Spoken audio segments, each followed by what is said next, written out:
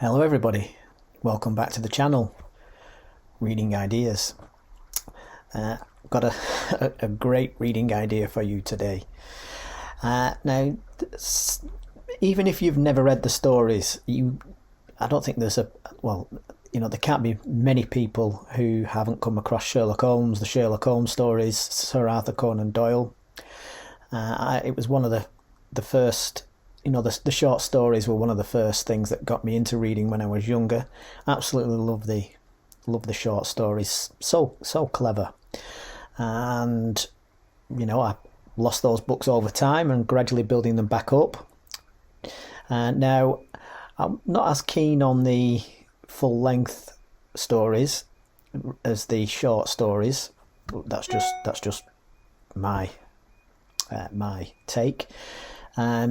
Now, I'm going to have a book for you. Imagine a book. So, for all you Sherlock Holmes lovers out there, imagine a book that could reignite your interest, show you something new in Sherlock Holmes and get you back into it. So, I'll come on to that book in a second. So, here's what I've got. Memoirs of Sherlock Holmes.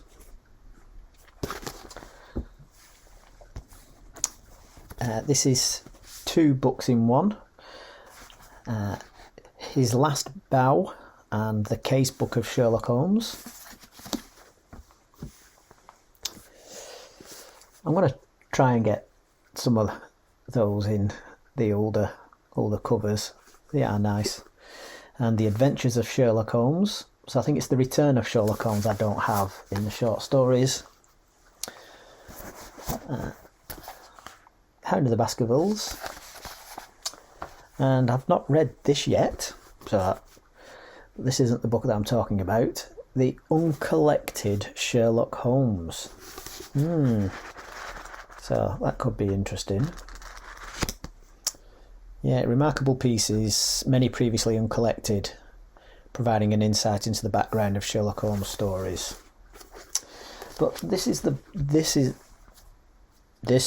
book that I want to talk about, and it's the biography of Conan Doyle, Sir Arthur Conan Doyle, by Hesketh Pearson.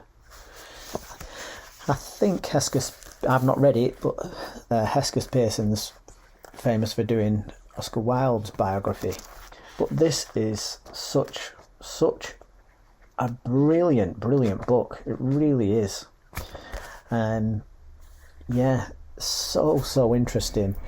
The thing that I love the most in it, well, it gives a story, when he's younger, growing up, in Victorian age, a strong relationship with his mother, and then he goes off whaling and has adventures, and then he's trying to be a doctor and not being very successful, and then he starts getting famous with his writing and obviously becomes world renowned, and then later on he gets kind of roped into all this spiritualism and all that.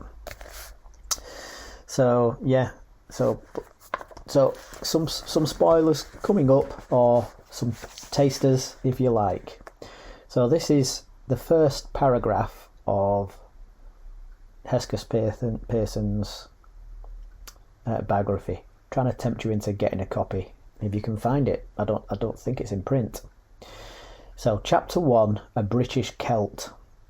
Conan Doyle was Irish by descent, Scottish by birth, and English by adoption. Being of a plastic nature, all 3 nations helped to mould his character, which included the chivalry and enthusiasm of the first, the pride and perseverance of the second, the stubbornness and humour of the third. Naturally, he did not pass through life without having his chivalry described as absurdity, his pride as conceit, his stubbornness as stupidity. The truth will emerge as we proceed. What a heck of a writer. But one of my favourite things in it was a character, a doctor, Dr. Budd, who Conan Doyle meets, and it becomes clear that it's based, this guy's, Dr. Budd, is a bit eccentric, and you can see the influence that he had on him and the creation of the character Sherlock Holmes. So, during the last year of his study at Edinburgh, he made the acquaintance of a fellow whose influence on his literary career was far greater than he even knew. The student's name was George Budd. He belonged to the athletic set in the university, played in the rugby team as one of the fastest and more determined forwards of his time, though the savage fury of his game prevented him from receiving the international cap. 5 feet 9 inches in height, with broad shoulders, an arching chest, and a quick, jerky way of walking, he had a well-built body and a strikingly ugly face. His hair, yellowish and wiry, shot up from a square head and protruded from his upper lip.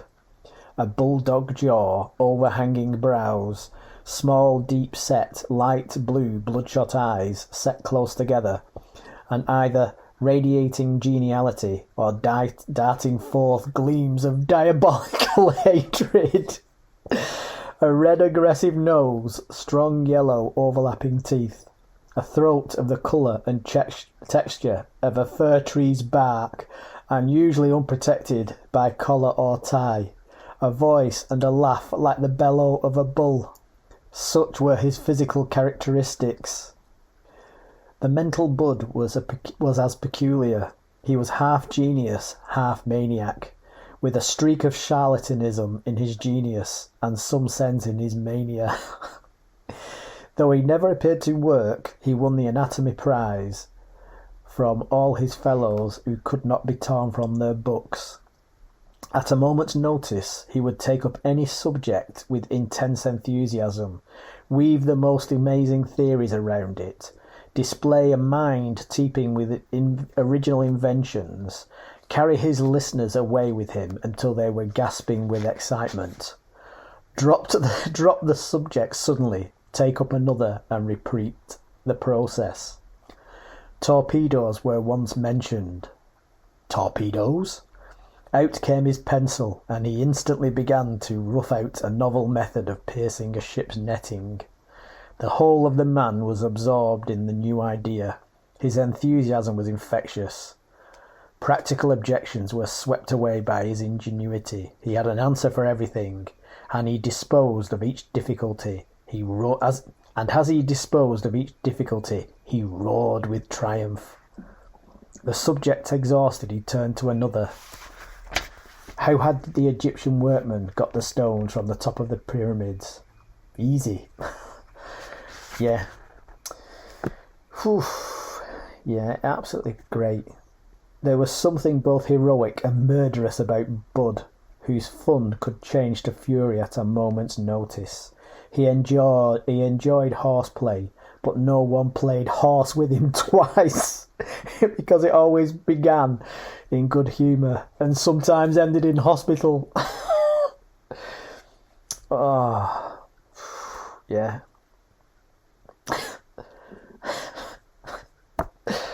Oh my word. A leading London specialist was addressing the students, one of whom in the front row kept interjecting facetious comments. The specialist appealed for silence, and Budd shouted, "Hold your tongue, you sir on the front bench." The student ironically suggested that Budd should make him hold his tongue. Nothing loath, Budd picked his way among the ink pots along the tops of the desks and dropped to the floor, close to the facetious student, who promptly hit him full in the face. Budd seized him by the throat, rushed him backwards out of the classroom, and there was a noise like the delivery of a ton of coals. Budd returned with a black eye and received 3 cheers from 300 spectators. Oh my word, what a character.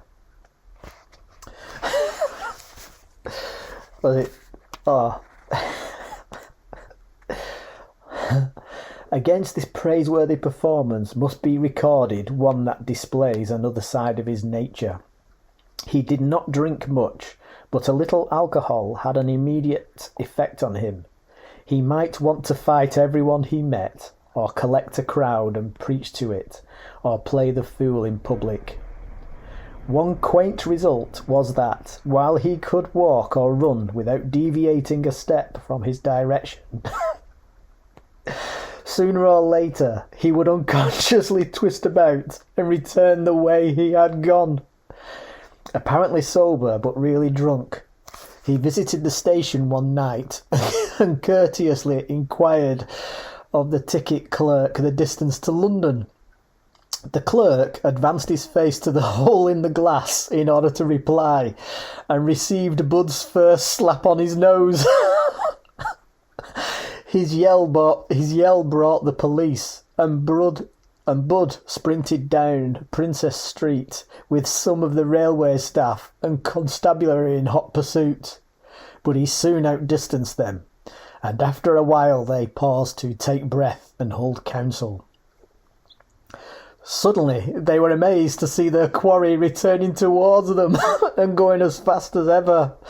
He, of course, being under the influence and unaware that he had changed direction, they tripped him up, fell upon him, and after a violent struggle got him to the police station.